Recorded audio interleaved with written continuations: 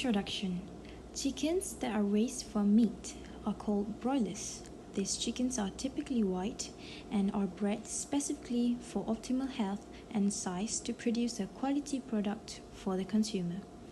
Broiler chickens are raised in large open structure called houses, where they roam, explore, eat, and commune with other chickens. Some, including free-range chickens, have varying access to the outdoors based on farmer preference. A strong broiler house is dependent on effective management. When it comes to raising healthy and productive birds, the proper diet and shelter of day-old chick is crucial. Prior to the arrival of one day-old chick, it is crucial that everything in the rearing house be prepared.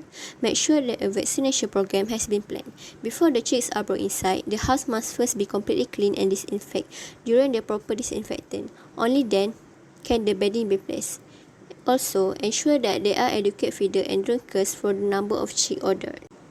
Equipment for day one old chick. First is brooder. The brooder is the first home of new chicks. Be sure it is comfortable, warm and draught-free with at least 3 to 4 square feet per chick. Second is heat lamp. To keep the birds warm, place a heat lamp in the middle of the brooder. Hang the heat lamp 2.5 to 3 feet away from the guard wall and about 20 inches above the litter. The comfort zone or temperature beneath the heat lamp should be 35 degrees Celsius and there should be enough space in the brooder for the chick to leave the heater if it becomes too hot. Third, bedding. Cover the floor of the brooder with an absorbent bedding made of wood shaving. To maintain the area of dryness and odor freeness, lay the bedding 3 to 4 inches deep. Daily bedding changes should be made, especially near water. Fourth is light. For the first week, provide 18 to 22 hours of light, then cut down on the amount of light to 16 hours throughout the developing stage or to the amount they will receive when they are 20 weeks old. Next is feed and water. First is feeder. Pen feeder is 45 bird per pen or for tube, 45 bird per 40 cm tube feeder. And second, drinker. For bell drinker is 1 per 100 bird and nipple is 12 bird per nipple. For temperature control, before the chick arrive, heat the house. In warm weather, start the heating 24 hours in advance and 48 hours in cold weather. Heat the equipment, the soil and litter in addition to the air. Through conduction, chicks easily raise or lower their body temperature. Bring in the litter after preheating the concrete to the proper temperature, about 24 degrees Celsius in the case of floor raising. For temperature recommendation is soil 24 degrees Celsius and litter 30 degrees Celsius and air is 34 degrees Celsius. Next is space needed. The success of raising chick depends on having a sufficient stocking density.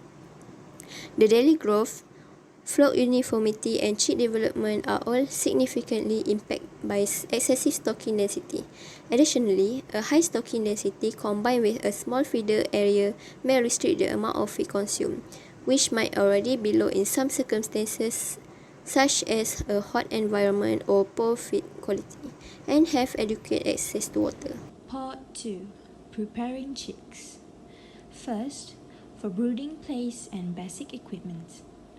It is essential to receive the chicks from incubator to farm as quickly and careful as possible. On one hand, to minimize initial stress and mortality, and on the other hand, so that they begin to be fed as soon as possible, since the success of the production will depend on it. The last one is distribution of the birds in the shed. It is important to maintain an homogeneous distribution of the birds in the shed and to avoid crowds and competition for specific areas. For this, lighting, temperature, and humidity condition must be the same across all the farm areas. Feeders and water-throughs will contribute to the uniformity in the distribution of birds, so they should be homogeneously placed.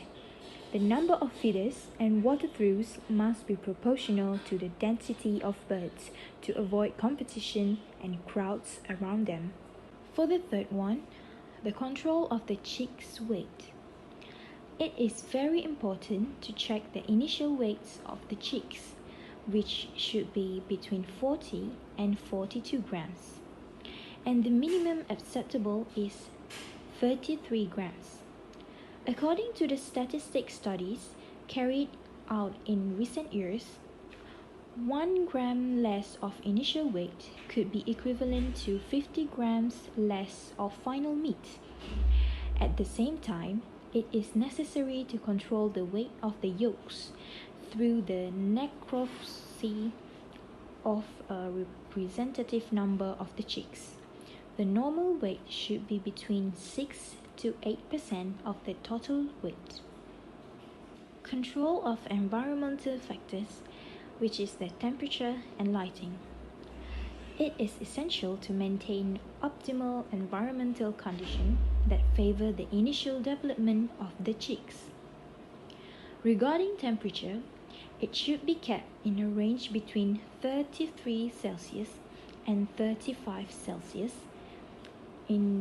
depending on the age of the breeders and the average weight of the chicks at reception. 33 Celsius is ideal for the chicks of higher size or coming from the older breeders, and 35 Celsius for the opposite case. The lighting in the reception will be 24 hours uninterrupted, characterized by homogeneous intensity and distribution. Now, we will discuss about how to raise chicks. Firstly, we start with feeding. Broilers need to be fed highly nutritious foods such as corn and wheat so that the chickens get perfect nutrition. These foods can effectively increase the weight of the broilers, in which the broilers do not need to eat too much just to increase their body weight. Clean water must also be given so that their metabolism is stable and dehydration can be avoided. Now we go to treatment. Broilers will usually be attacked by infectious diseases caused by agents such as bacteria and viruses. Not only that, broilers also get sick due to physical injuries while carrying out behavior on the farm or suffer from malnutrition, which also causes the broilers to get sick. So, the management needs to be concerned about this issue by providing appropriate treatment to restore the broilers to be healthy as before, in addition to being able to take care of the welfare of the broilers. Then, weighing. Broiler chickens need to be weighed periodically, where a few broiler chickens will be taken at random, and then the weight range of the broiler chickens will be calculated to get the best estimate. This aims to see the performance of chickens' weight gain to meet the expected ratio. This process can also determine whether the broilers can be marketed or not. Finally, vaccination. Broiler chickens need to be vaccinated regularly by farm management, and is even a duty for chicken farm operators to give their chickens vaccines such as the Newcastle disease and avian influenza vaccine. This is to ensure that the broiler is immune to any infectious disease as mentioned. The effect will go back to their own breeders, where their broilers will be safe from dangerous diseases that can cause death to their broilers. Duration before sale and slaughtering. In Malaysia, broiler chickens are ready to be sold and slaughtered after being reared for 30 to 33 days after hatching, or approximately 5 weeks. The weight of broiler chickens that are ready for sale usually weighs at least 2 kg according to market requirements. In the meanwhile, there are prohibitions that we must follow when managing broilers. What we should do and what we should not do.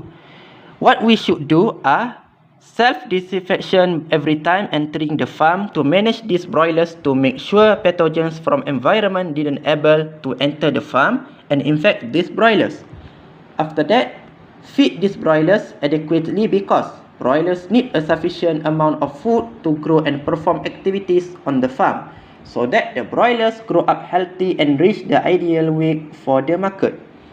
Then, If there are broiler chickens that are sick, immediately identify and give appropriate treatment so that the welfare of the chicken is preserved.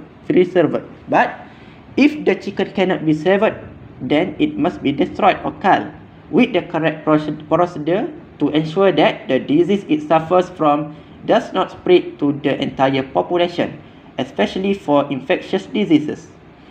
Finally, manage the broilers well and be careful, especially during the transfer process, so that the broilers who want to be transferred do not experience stress throughout the process, which can close the space for any disease or injury to the broilers from happening.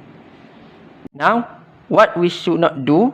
Firstly, don't arbitrarily violate the established biosecurity procedures in the farm, because any violation of these procedures carries the risk of disease entering the poultry farm.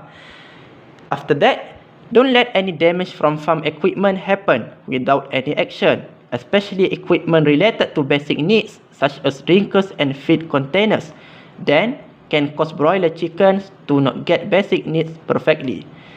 Then, do not leave broiler chickens that die in the farm without being disposed of, because it can trigger cannibalism among broiler chickens, in addition to being a source of disease where germs start to grow and multiply on the carcass. And finally, never violate the feeding schedule and treatment, such as vaccination, because any violation of this schedule will affect these broiler chickens, where the chickens will be fed inconsistently, causing nutrient absorption for their growth to be incomplete and causing their bodies to be unable to prepare as best as possible to fight disease. In conclusion, chicken farming requires proper care and techniques so that chickens can grow well as gilded to be marketed to customers. In addition, a high commitment, especially in complying with good biosecurity farming practice, is also very important in ensuring that chicken farming is successful from any threats such as disease and others. That's all. Thank you.